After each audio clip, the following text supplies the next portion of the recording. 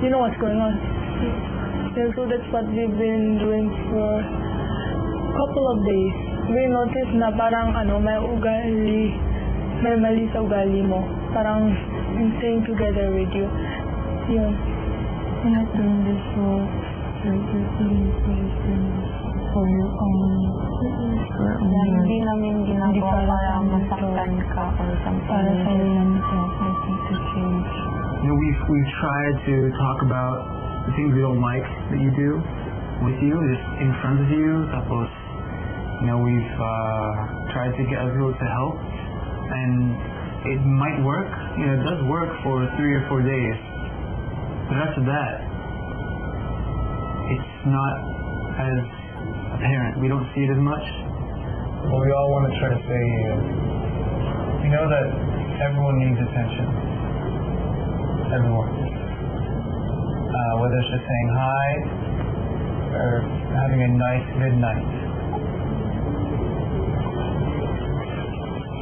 Sometimes the way that you get attention, that you try to get attention, is the wrong way to get attention.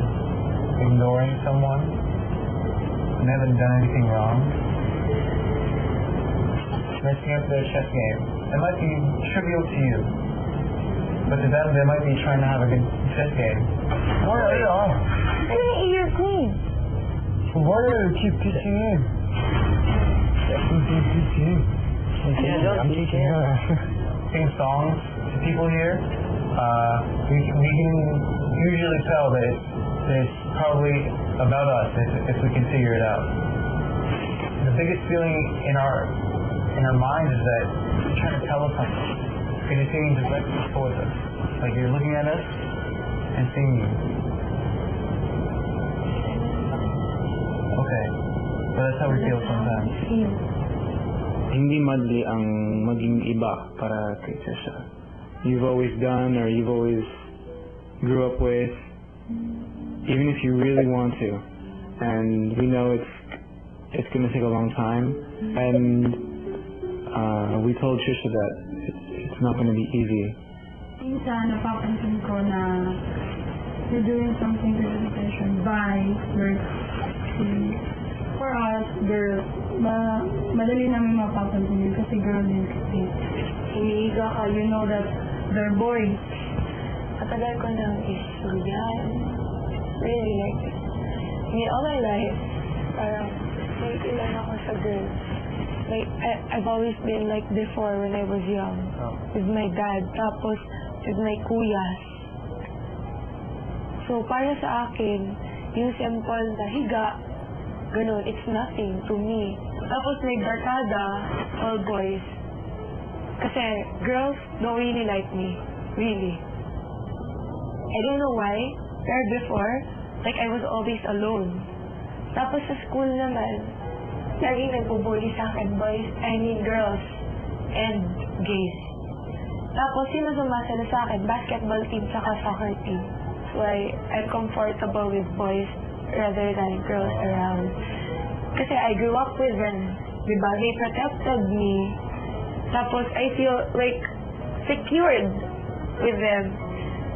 Tapos kasi before yung dad ko umalis. Kasi sabihin mo may mami ako, oo, mahal ko. Sobrang mahal ko mami ko. Pero iba pa rin yung may daddy ka, diba? Iba pa rin yung may dad ka na, alam mo yun, yung pag may maniligaw ka, proprotektahan ka ng dad mo, or, alam mo yun, yung, masyadong yung pag nanggaling sa daddy mo na, masyadong maikli yung suot mo, or, pag nanggaling sa daddy mo na, ang ganda mo ngayong gabi, or, ganun lang, pinakasimpleng bagay na inalagaan ng daddy ko, ganun. Hindi kasi, years, maybe you've been putting up barriers, you know what I mean? Isipin na kami, hindi ka namin nag-share. Kasi every time na may gagawin kang parang improper, parang kinakover ka namin. Ang hug, okay lang yung kiss, kami din naman. Pero, you know that you're a girl, you should do some proper way, like, pag-ayos ng gamit, yun. At least po, nasabi ko na po yung mga gusto kong sabihin sa kanya. At least po, alam na po niya yung mga dapat niyang gawin. Tanggapin kaya ni Trisha ang mga puna ng mga kasama. Magkaroon na kaya ng pagkakaisa sa loob ng bahay ni Kuya.